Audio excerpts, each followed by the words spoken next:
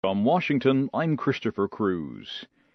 American Secretary of State Hillary Clinton says she is deeply concerned about the continuing hostage crisis in Algeria. She called on the Algerian government to do everything it can to save lives. Ms. Clinton said she spoke with Algerian Prime Minister Abdelmalek Sellal on Friday, after also speaking to him on Wednesday and Thursday. He made clear that their operation was still ongoing, that the situation remained fluid, that the hostages remain in danger in a number of instances.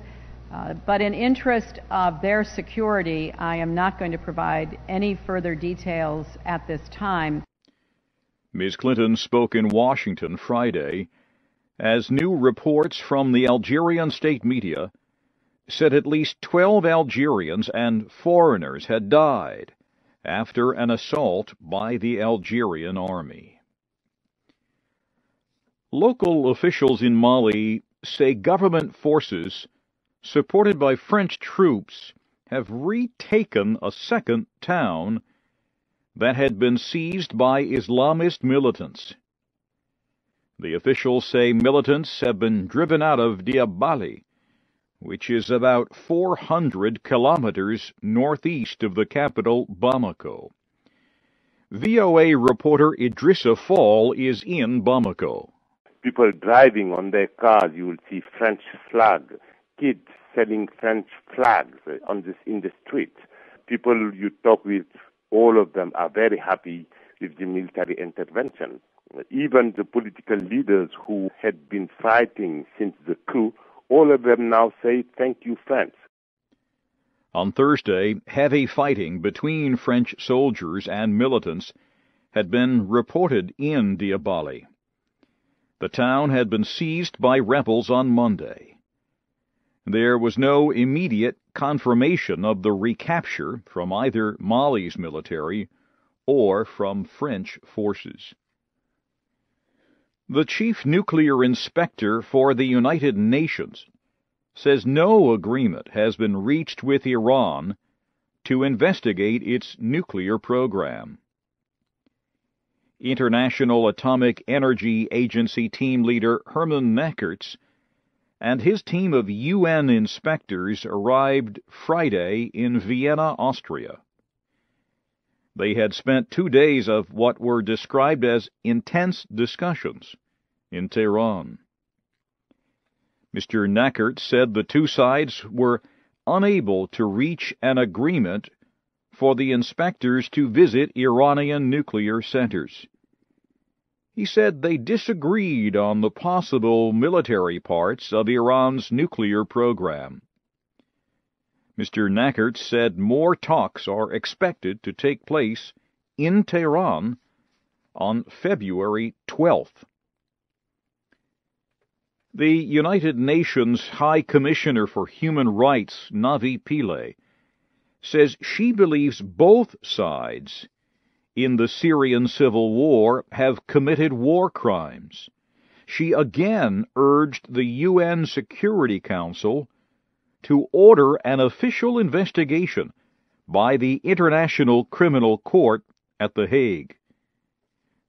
Ms. Pillay spoke Friday after meeting with the UN Security Council. Her renewed call for an investigation added even more importance to a document signed by 58 countries. The document calls for a war crimes investigation of the now 22-month-long conflict in Syria.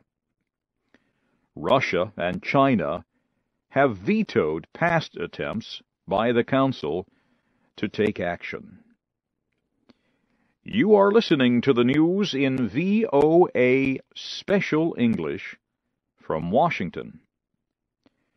Secretary of State Hillary Clinton says the United States opposes any one-sided actions on the disputed islands in the East China Sea. She spoke Friday in Washington during a joint news conference with the visiting Japanese foreign minister. She called on Japan and China to solve their dispute peacefully, but she also indirectly warned China against taking any action to interfere with Japan's control of the islands. Japanese Foreign Minister Fumio Kishida welcomed Ms. Clinton's support, but he said his country wants good relations with China. Tensions over the islands have increased recently.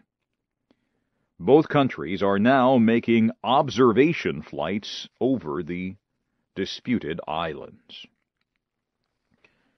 Burma says it will end its offensive against ethnic minority rebels in the northern state of Kachin.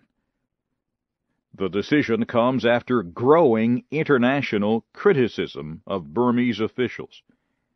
On Friday, the government's information ministry announced a halt to military operations in the area. The halt comes as fighting between Kachin rebels and Burmese forces has moved closer to rebel headquarters in the town of Laiza and toward a large number of displaced people. The latest clashes are a major increase in the fighting because the government has carried out airstrikes against rebels in Kachin State. The airstrikes are seen as threatening Burma's reform process. And finally at this hour, the American Defense Secretary Leon Panetta is calling on European nations to join the United States in increasing and deepening defense activities in the Asia-Pacific area. Mr. Panetta spoke Friday at King's College in London. The United States and Europe should work together and ensure our efforts are coordinated through regular consultations between European and U.S. defense officials focused on Asia-Pacific security issues. The bottom line is that Europe should not fear our rebalance to Asia. Europe should join it. China has said it is worried about the United States moving military, diplomatic, and business resources into Asia. But American officials have said the moves are not meant to threaten China.